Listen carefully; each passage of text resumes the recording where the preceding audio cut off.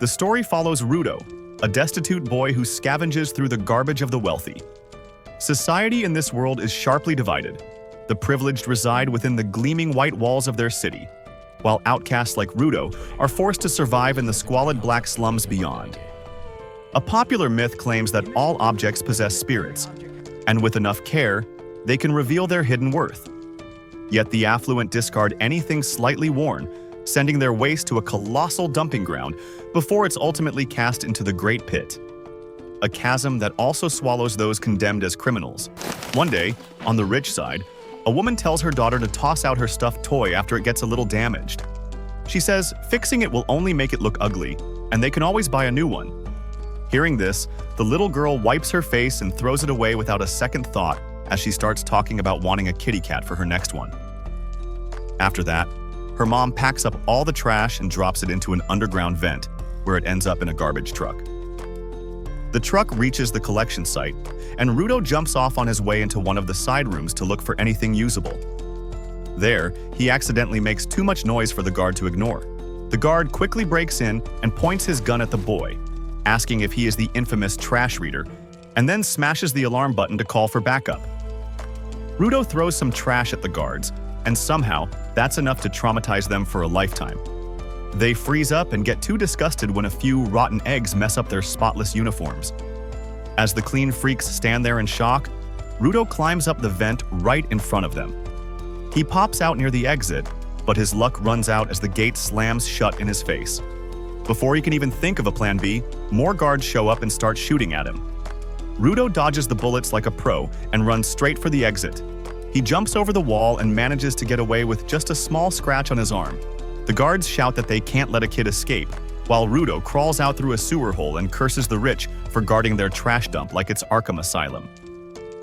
The next day, news about the trash raider spreads like wildfire. The elites find it hard to believe someone would actually go through the trouble of stealing garbage. They look at the poor people from the slums with disgust and complain that it wouldn't hurt the slum dwellers to just stay on their own side.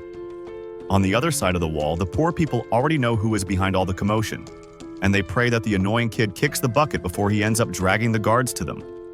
But Rudo doesn't care at all and keeps fixing the junk he collected. Just then, his future wife, Chua, shows up and scolds him for going after trash again because she's worried that something bad might happen if the trash management catches him one day. Rudo tells her that the rich keep throwing out perfectly good stuff, and he simply uses that to make a living. Suddenly, a group of bullies shows up to make fun of him, saying they finally found the source of the awful stink in the area. They even tell Chua to stop hanging out with him before she becomes stinky as well.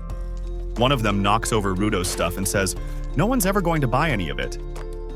They also mock his hands, saying they are so nasty that he needs dirty gloves just to hide them.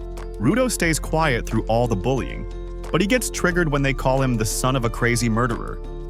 The bullies start talking about how the slums were built to trap criminals like him and how they're trying to change that by earning back their respect. But Rudo's father ruined everything they've worked for with his serial murderer reputation.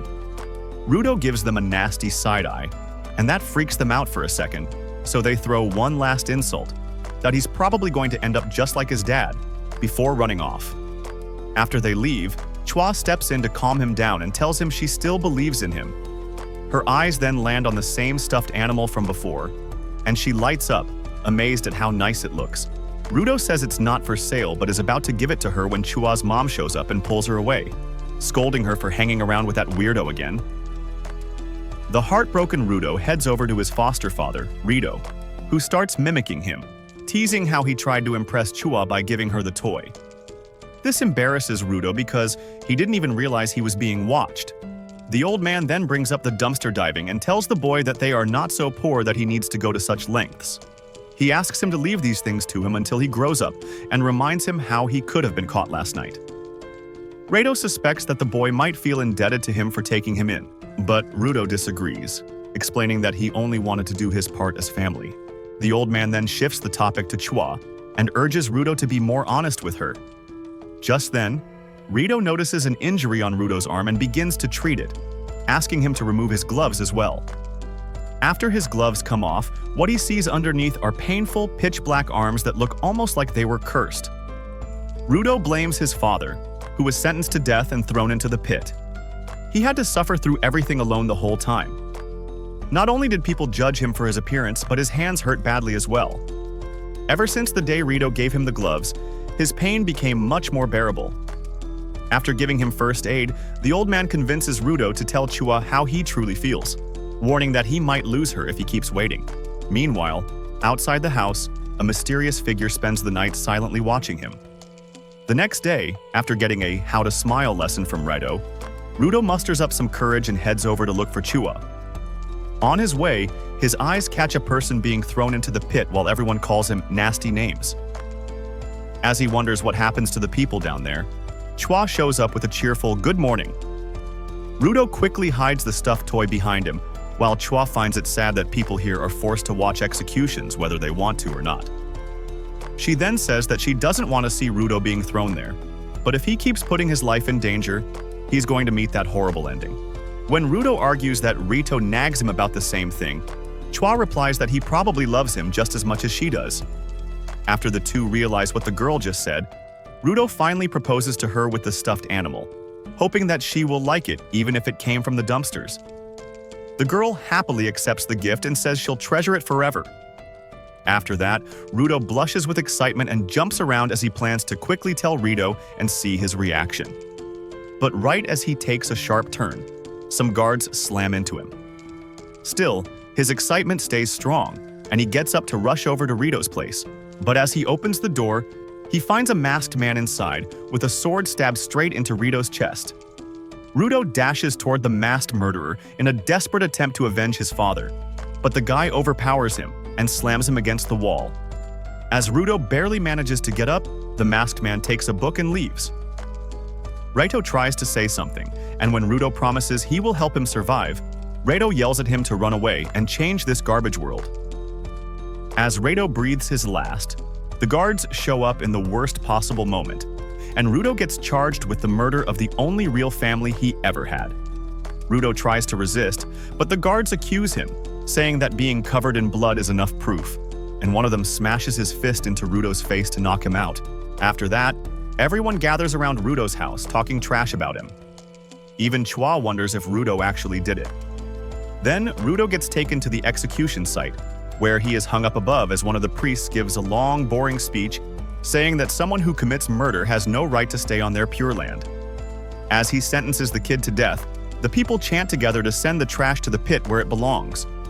Rudo cannot believe how everything turned out and quietly looks over the crowd, almost begging someone to save him from this fate. He shouts at Chua, telling her that Rito was murdered and begs her to find the real culprit. But instead, Chua calls him a murderer just like his father and throws away his stuffed toy before running off. After the crowd starts chanting and calling him the scum of society again, Rudo has a mental breakdown and laughs like a madman, realizing that these people are the real scum with no minds of their own. Just as the head priest gives the order to throw the boy away, Rudo gets a look at the murderer standing in the crowd. But by then, he is already being dragged toward the pit. As he falls, he silently swears to make every single one of these humans pay and drag them all to hell. While falling, he feels something strange, and then everything goes dark. When Rudo finally wakes up, he finds himself lying in a pile of garbage that reeks horribly. As he turns around, he sees a massive trash monster made entirely from the junk thrown down by the people above. This place looks just like hell, and Rudo starts to panic in fear. At that moment, he remembers that ever since he was a kid, he thought it was strange that the rich care so much about crime and filth, but never stop to think about what happens after they're thrown in the pit. He is triggered by the fools who call him a filthy monster, even though they don't know anything about the real monsters down here. Back in the pit, he sees the giant trash monster chasing him stop and start roaring. That summons even more monsters that quickly circle around him. As the beasts surround him, he wonders what these things really are because trash isn't supposed to run around on 4 legs.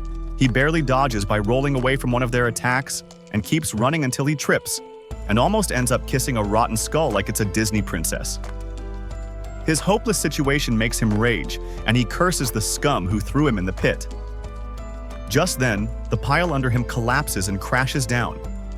With injuries all over his body, Rudo thinks the air is so polluted that every breath feels like it is ripping through his lungs, and he knows he won't last long. He covers his nose and looks around for a place to rest. But then it hits him like a truck that there's no safe spot in this hell where the only thing alive is garbage. Rudo coughs up so much blood that even the trash monster feels bad and slowly creeps closer to end his sad existence. At that moment, Rudo thinks it's a fitting end for a man like himself. But right before he passes out, he sees a vision of Rudo dying right in front of him. That scene awakens his power. After that, he sees glowing objects all around him. So he grabs the nearest one, which is a crowbar. Looking up at the sphere where he once lived, he makes a revenge list of everyone who treated him like dirt. But at the top of his list is the scumbag who murdered Rito in cold blood, and then simply walked away scot-free. After smacking the trash monster with his crowbar, Rudo swears to himself that he will stay alive long enough to beat the guts out of that scummy criminal. Not far from him, a man sitting on his trash throne watches Rudo go in and whack the monster. He gets impressed seeing a newbie fearlessly fight with blood leaking from every hole on his face. After Rudo lets the beast know it stinks worse than Rito's farts, he gets a solid hit in, but the monster smacks him into a tower and smashes it right before he gets out of the way. However, the mad lad grabs an even bigger rod and shoots it like a boomerang at the monster. Just then, one of them surprise attacks him from below, and his condition becomes so bad that he can't stop coughing blood as the creatures close in. At that moment, his power surges again, and he locks in right before they jump him. After Rudo cuts off their arms, he uses a steel plate to slice them clean in half like a boss and comes out the other end, after which it explodes. With the danger gone, he falls to his knees and gets depressed. His bad luck doesn't end there though, because an even bigger monster spawns behind him and roars loudly to call for backup.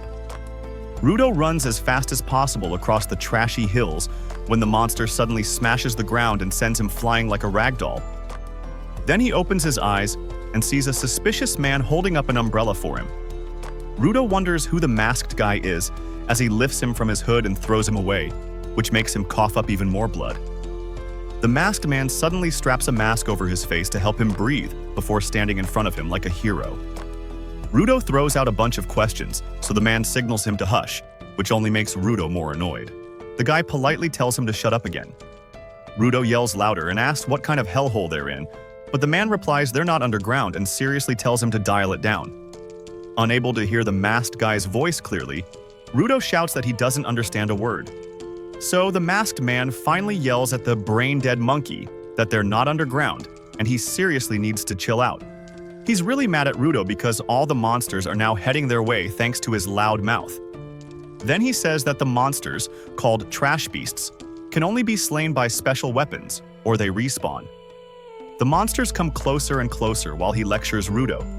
But just before they attack, his umbrella shines brightly and grows blades at the top. With that, the masked guy spins his umbrella like a blade that grinds the trash beast like a blender, until all that's left are pieces falling everywhere. Seeing that the pieces melt the sand after being hit by the umbrella, Rudo figures it's one of the special weapons the masked guy mentioned. Seeing a whole gang waiting for him, the masked guy charges in and instantly explodes the first monster. After which he jumps from one to the next at lightning speed, so fast that Rudo can't follow. He wonders if the umbrella is some kind of pit technology as the masked guy floats back down, using his umbrella like a parachute, making Rudo really jealous because this is the kind of power he needs to avenge Rito. Just then, one of the trash monsters shoots a ball of dark sludge from its mouth, and the masked guy shields it with his umbrella, which is good because the spit explodes on impact. Next, he jumps onto the monster's head and uses his special move, Octa Shredder, that drills through its head like a jackhammer and completely annihilates it. After that, he checks up on Rudo and is surprised that the loudmouth is still alive. Rudo asks him who he is. Hearing that, he takes off his mask and says he's Engine from the Cleaners. But as soon as he smells Rudo, who reeks like an old man's diaper, he quickly puts the mask back on as Rudo passes out. After that, Rudo thinks back to the time when he got home covered in mud after getting bullied. He told Rudo that he got beaten up again for saying that objects have feelings, and Rudo was proud he didn't fight back. But Rudo told him he still believes objects that get cared for become alive. Rudo says that the story wasn't meant to be taken literally, as it was just an old legend to teach kids to care more about their things. Hearing that, Rudo looked at all the things around them and asked if they had a soul too, which made Rudo laugh. Then he looked at his worn-out gloves and asked if they had a soul too. Rudo says they just might if he takes good care of them. Back to the present, Rudo wakes up and finds himself tied up with chains. He curses at Engine for tricking him, but Engine replies, "That's a pretty rude way to talk to someone who just saved his life." Engine explains he tied him up because there was no other way to carry him when he was passed out. So Rudo tells him to let him go now that he's awake, because he has to get revenge on the scum who framed him. Engine pauses and gives him a reality check that going back is not possible. The world Rudo came from is called the Sphere, and it floats high up in the sky where it keeps moving. So it's impossible to go there right now.